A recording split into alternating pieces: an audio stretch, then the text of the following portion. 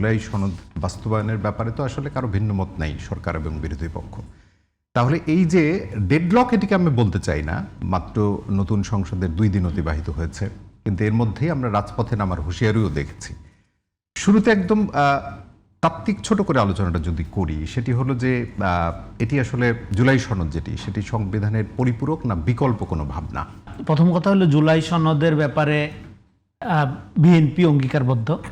BNP July সনদ যেভাবে স্বাক্ষর করেছে সারা জাতির সামনে সবাই দেখেছে, সেইভাবে বিএনপি এটা বাস্তবায়ন করবে। এ ব্যাপারে বিএনপির শুরুর দিক থেকে একই রকম পজিশন আছে, এবং বিএনপি যে নির্বাচনী ইস্তেহারটা প্রণয়ন করেছে সেটা যদি আপনি দেখেন, দেখবেন যে সেটা জুলাই সনদের সাথে সঙ্গতিপূর্ণ।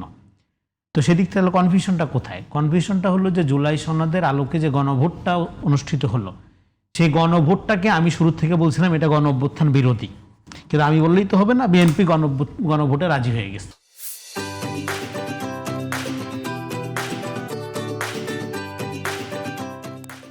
আমাকে বিএনপির দালাল হিসেবে আখ্যায়িত করা হয়, কিন্তু আমি আপনার কথা খাটেনি, আমার কথা বিএনপিতে শুনলো না, তাহলে কেমন দালাল হইলাম আমি? হ্যাঁ, আমার দালালের তো কথাটা শোনা দরকার ছিল, তাহলে আজকে এই জটিলতা হইল কেন? আপনি তো আগেই রাজনৈতিক দলগুলো যারা স্বাক্ষর করলো জুলাই সনদে, এবং যেটা সরকার কর্তৃক আপনার প্রকাশিত হলো, প্রচারিত হলো, আমিও অতিথি ছিলাম সেখানে, আমাকেও আমন্ত্রণ জানিয়েছিল অন্তর্বর্তী সরকার। তো সেখানে প্রিন্স ভাইদের দল সহ আর অনেক দলই ছিল সেখানে। তো এবং তার ভিতর থেকে একটা দল তো আপনার আজকে নির্বাচিত হলো, তাই না? ভিন্ন কোনো দল তো নির্বাচিত হয়নি। তার মানে তারা তো অলরেডি জাতির কাছে অঙ্গীকারবদ্ধ। তো যে জিনিসটার ব্যাপারে অলরেডি ওয়াদাবদ্ধ, সেইটা আবার গণভোটে নেওয়াটা অদরকারি। গণভোটে তারপরেও যেতে পারে, সেটা যেতে পারে কিভাবে? যেতে পারে থ্রু দ্য পার্লামেন্ট। কারণ কোনো কিছু যদি আপনার গণতান্ত্রিক প্রক্রিয়ায় ইমপ্লিমেন্ট করতে হয়, তাহলে সেটা কে করবে? ইমপ্লিমেন্ট করবে পার্লামেন্ট। এখন গণভোটের প্রশ্ন আসে, তাহলে গণভোটটাকে আসলে ইম্পোজ করা ছিল, রাইট? গণভোট ইম্পোজ করা ছিল, এবং এই গণভোটে বিএনপি রাজি হয়েছে।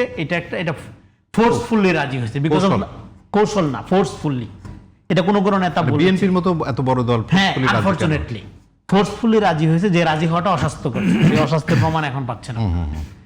এখানে 2টা পয়েন্টে আমি আলাপটা এখানে গোটাবো। একটা হলো যে তাহলে এইবার এই গণভোটকে পার্লামেন্টের সভারেন্টির অথরিটির উপরে যারা মনে করছেন, তারা পার্লামেন্টের ডেমোক্রেসিকে আন্ডারমাইন করছেন অথবা বুঝেন না। কারণ এটা আমি বহুবার বলছি, আজকে আবারও রিপিট করি, যে আপনি গণভোট আয়োজন করছেন একটা বিষয়ের উপরে, সেখানে অনেকগুলো সংস্কারের বিধান আছে, প্রবিধান আছে। আর পার্লামেন্টের একজন সদস্যকে জনগণ নির্বাচিত করে সমস্ত বিষয়ে আইন করার এখতিয়ার দিয়ে, তাহলে পার্লামেন্টের এখতিয়ার সুপ্রিম না একটা গণভোটের, একটা প্রভিশনের এখতিয়ার সুপ্রিম? এইটা আপনি চিন্তা করেন কিভাবে? প্রথম কথা হলো, তাহলে আপনি পার্লামেন্টের ডেমোক্রেসির আদব বুঝেন না। তারপরেও গণভোটের এই ফলাফলকে অ্যাকচুয়ালাইজ করতে পারে, সেটা কে করবে? পার্লামেন্ট। পার্লামেন্টের প্রস্তাব বলতে তো আপনার পার্লামেন্ট এটা আপনার পাস করবে। সেই পাসের জন্য তো গণভোটের ব্যাপারটা গুরুত্বপূর্ণ না। এখন আর গুরুত্বপূর্ণ হলো যে আপনি তো অলরেডি অঙ্গীকার করছেন, আপনি তো অলরেডি স্বাক্ষর করেছেন, সেই অনুযায়ী পার্লামেন্টের প্রস্তাব উঠবে, আপনি বাস্তবায়ন করবেন। কিন্তু এই গণভোটকে কেন্দ্র করে পার্লামেন্টারি ডেমোক্রেসিকে থ্রেট করার একটা প্রবণতা দেখা যাচ্ছে। তাহলে তার মানে 68% মানুষ, আবার এর মানুষের কি হবে? হ্যাঁ, 68% মানুষ না, 1000% লোক, 100% লোকও যদি এখানে সম্মতি দেয়, কিন্তু এই বিষয়টা যদি পরবর্তী সময়ে দেখা যায় যে গণতন্ত্রকে ব্যাহত করবে, এটা মানার কোনো দরকার নাই। এটা পরিষ্কার করে বিএনপি বলতে পারবে। অবশ্যই বিএনপির বলা উচিত, না বললে বিএনপি কিসের ডেমোক্রেটিক দল? কারণ জনগণ যে তাকে টু থার্ড মেজরিটি দিল, কিসের জন্য দিছে? গণতন্ত্র প্রোটেক্ট করার জন্য, গণতন্ত্র রক্ষা করার জন্য, কোন রকম কোনো আলট্রা ফেসিস্ট দাবি দেওয়া মানার জন্য না। এটা আরেকটা বেসিক আর্গুমেন্ট হলো, এটা কোনো লিগ্যাল এন্টিটির ব্যাপার না, এটা একটা পলিটিক্যাল প্রবলেম। এবং দেশ শুধু সংস্কার না, পুনর্গঠন করতে হবে, এবং সেই প্রক্রিয়াটা হলো পলিটিক্যাল। ফলে সমস্যাটা পলিটিক্যালি সমাধান করতে, এটার সাথে লিগ্যাল ব্যাপারটা ততটা জড়িত না। এটা গেলো একটা দিক। আরেকটা দিক আমি বলি, অ্যাকর্ডিং টু ম্যাকিয়াভেলি, ধরলাম বিএনপি গণভোটের রায়কে উপেক্ষা করলো, তো কি হবে? রায়কে উপেক্ষা করার কোনো সুযোগ বিএনপি আছে কিনা? ধরেন বিএনপি বললো হা ভোটে বিএনপি ভোট চাই নাই, ইলেকশনের আগে চাইছে তো, তাইলে এইবার ফোর্সফুলি কোনো বিষয়ে যদি কেউ প্রমিস করে, প্রথম কথা হলো কোনো লিডার, কোনো নেতা, কোনো প্রিন্স, অ্যাকর্ডিং টু ম্যাকিয়াভেলি, যদি জনগণের কাছ থেকে প্রমিস করে, সে প্রমিস তাকে রক্ষা করতে হবে।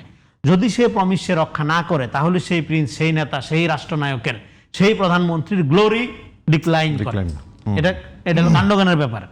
তারপরেও অ্যাকর্ডিং টু ম্যাকিয়াভেলি বলেন, তারপরেও যখন ফোর্সফুলি কোনো বিষয়ে প্রমিস করবে কোনো লিডার, নেতা, প্রধানমন্ত্রী, প্রিন্স, ওই আমলে প্রিন্স বলতো, এখন সেটা ধরেন প্রধানমন্ত্রী, সেই প্রমিস প্রধানমন্ত্রী বা প্রিন্স চাইলে ভঙ্গ করতে পারবেন। কোন ক্যাটাগরিতে? ফোর্সফুলিটা তো রিলেটিভ টার্ম, হ্যাঁ, relative term, right. এটাকে ব্যাখ্যা কিভাবে? এটা ব্যাখ্যা কিভাবে ভঙ্গ করতে পারবেন? যদি দেখা যায় এটার সাথে কমন গুডের সম্পর্ক নাই।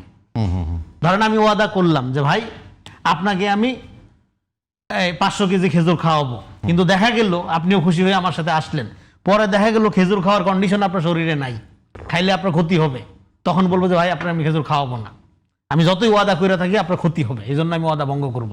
ফলে যখন এখানে কমন গুড অ্যাচিভ হবে না, কিন্তু ফোর্সফুলি আমি একটা জিনিস ওয়াদাবদ্ধ হয়ে গেছি, তখন যদি প্রিন্স বা রাষ্ট্রপ্রধান বা প্রধানমন্ত্রী সেই ওয়াদা ভঙ্গ করে, তাতে কোনো সমস্যা নেই, জনগণ এটা বুঝবে। এইবার প্রবলেম হইলো এটা করার ক্ষেত্রে যখন ন্যারেটিভ পলিটিক্স অ্যাক্টিভ থাকে, যখন প্রোপাগান্ডা অ্যাক্টিভ থাকে, তখন আপনি ওয়াদা ভঙ্গ করবেন কি?